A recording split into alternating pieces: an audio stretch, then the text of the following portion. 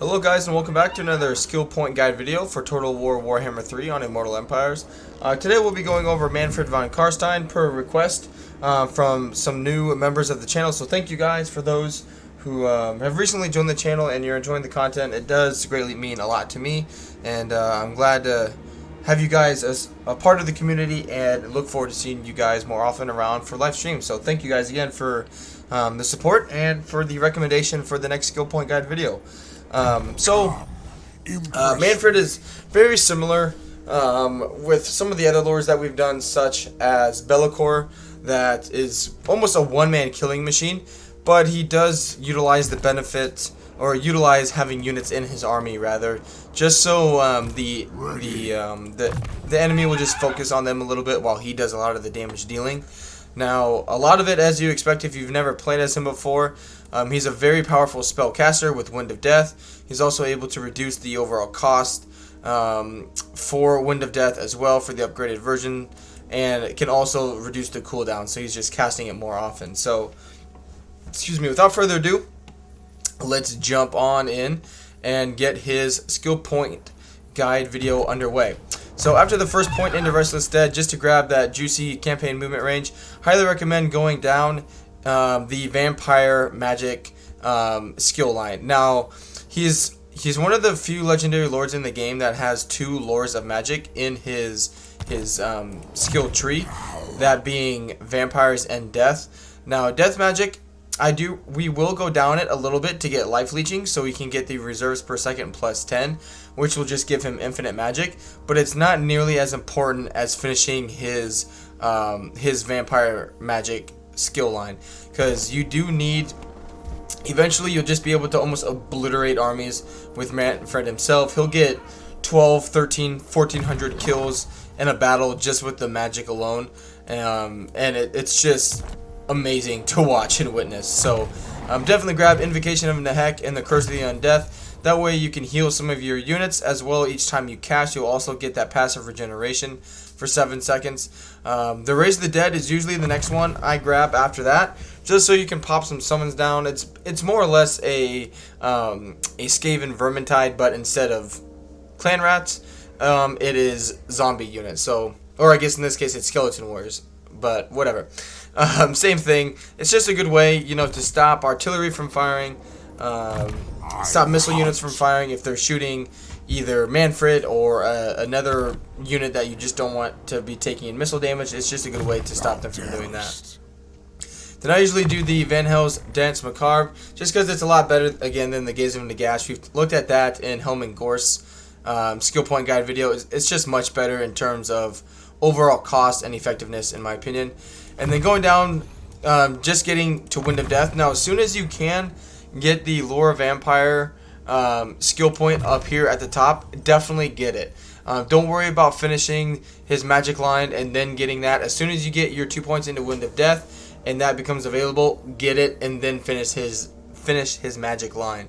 And then I usually just grab the Magical Reserves, Curse of the Years, and the Greater Arcane Conduit, providing him some Spell Mastery, which Spell Mastery in the game just means your spells will do more damage the more Spell Mastery you have, which with the Spell Mastery plus 10% he gets from the Greater Arcane Conduit, he also has the Master of the Black Arts ability that gives him an additional 25%. So what you want to be doing with your Wind of Death casts, or, Gaze of Nagash if you end up using that for a damage spell,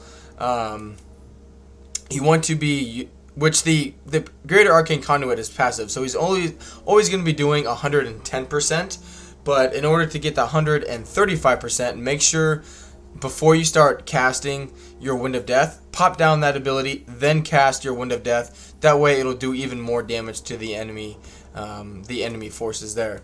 But other than that, after finishing your Vampire Magic skill line, I usually grab the Hunger. I don't go too far down his melee line at first. You just want to get the Hunger. That way when he does go into melee, he'll just get some extra regeneration, because he will be able to get a zombie dragon, which just makes him a little better of a fighter, whether it's going up a legendary lord or just enemy units on the battlefield, what have you, going up against great bows, whatever it may be. That way he at least will be able to regenerate.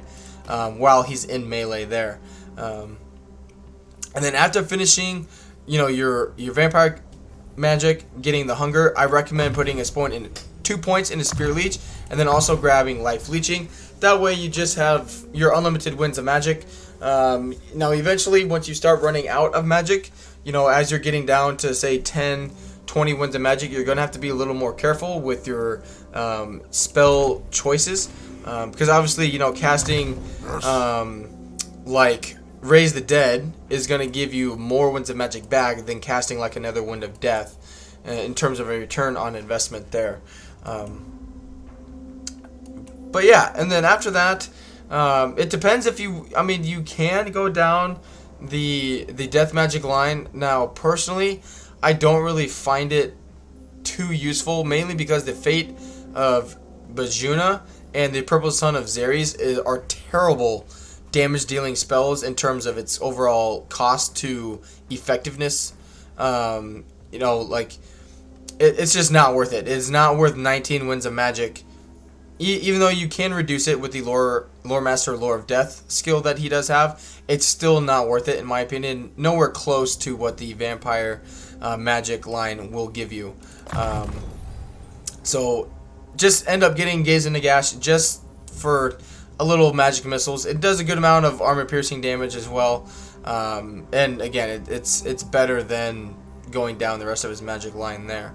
Other than that, it kind of depends personally what you want to do, because once he gets his vampire magic line down and he gets more ranks up, especially once he gets on the Hellsteed, it's basically game over for any melee focused army. Now, one thing to note, when you're in an open field battle, more times than not, I recommend going on the Hellsteed, just so you have more speed. It's a little smaller of a target, so he's going to be harder to hit. And then when you do like sieges and whatnot, I recommend the Dragon, just because it's a little tankier. You're going to be fighting against a bunch of towers. He's just going to be able to do a little more damage with the breath attack, because the enemy's going to be a little more closer together and whatnot. So it kind of comes down to personal preference there though as well, but that's just my take on it. Hellspeed for open battles, Zombie Dragon for sieges there. But you still have loads of points you can use. Now with him being such a powerful spellcaster, you don't really need to necessarily worry about buffing your army too much. As Mannfred, because you can either go down the red line, a little bit of the blue line, which I do like to do because you can increase your battle healing cap with him by 50%, getting Immortal Horror. So what I like to do anyway is grab the Undying Horde after getting your magic sorted out, just to give your units a little more replenishment, more hit points after they're potentially destroyed after the battle. And then just grabbing the Children of the Night just for the extra experience gain, a little bit of an upkeep cost reduction. But whatever combination you want to end up doing in the blue line, the big important thing here is just to grab the Immortal Horror ability, or skill point rather, just so you get more replenishment for him in the battle. He'll have more of a battle healing cap. Just really good ability there. That way you can heal him longer in the fight. But then after that, personally, I just go down his melee line, give him more armor, melee defense, melee attack. Bloodlust is good to increase his armor piercing damage. More weapon strength, more hit points. I don't get the supernatural horror because once he's on a dragon, he already causes terror. You don't need it. So just grab more melee defense and then more of the Red Fury ability. And then also missile resistance, just make him a little tankier, because as you see, this is just his stats when he's on the Hellsteed. If we switch him over to the Zombie Dragon, it's even more crazy in terms of stats, and he doesn't even have any of his quest items as well that will make him even stronger in melee. But after that, you kind of have a few points. Definitely recommend getting Mentor. Again, once he hits rank 50, it's just essentially skill or experience that you're just throwing away by not sharing out to other lords. And then it's really at this point, when you only have a few points left, it's kind of up to you. Now, I didn't go down the Lore of Death magic that much other than Spirit Leech, so there's no real sense in getting the Lore Master Lore of Death ability for him, and with how I level him up. So personally, what I usually end up doing is just end up grabbing the Children of the Night, and then also a point into Ancient Cunning just for some extra ambush chance, because why not? Soul Blight isn't, like, some of these spells aren't bad, but you know, it comes down to personal preference. You can overcast it and do an area of effect, but I don't know.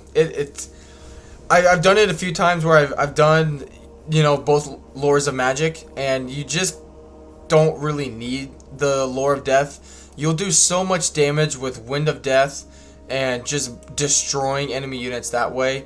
If you haven't caused the army losses at that point, you just don't really need to waste 2 points into the Doom of Darkness. But I understand that, you know, this is not the only way to level him up, and you could definitely, you know, if I reset the skill points, you could definitely go down both Lores of Magic, both melee, and just make him a unstoppable spellcaster there. But this is just what I personally recommend doing.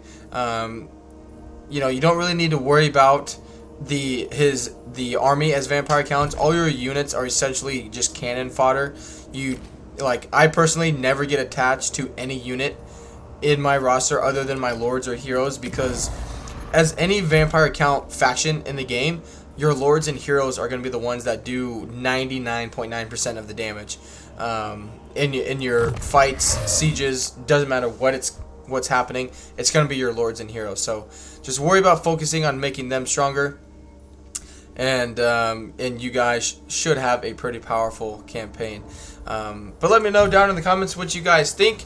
If you end up going down both Lords of Magic, maybe the next time I play Mannfred or a vampire count faction that has access to things like this, I'll do it just to see how it goes, but we'll see. But yeah, definitely let me know down in the comments what you guys think, and I will see you guys again on the next skill guide video or next live stream on the channel. And until then, have a good one, guys, and I will see you later. Bye.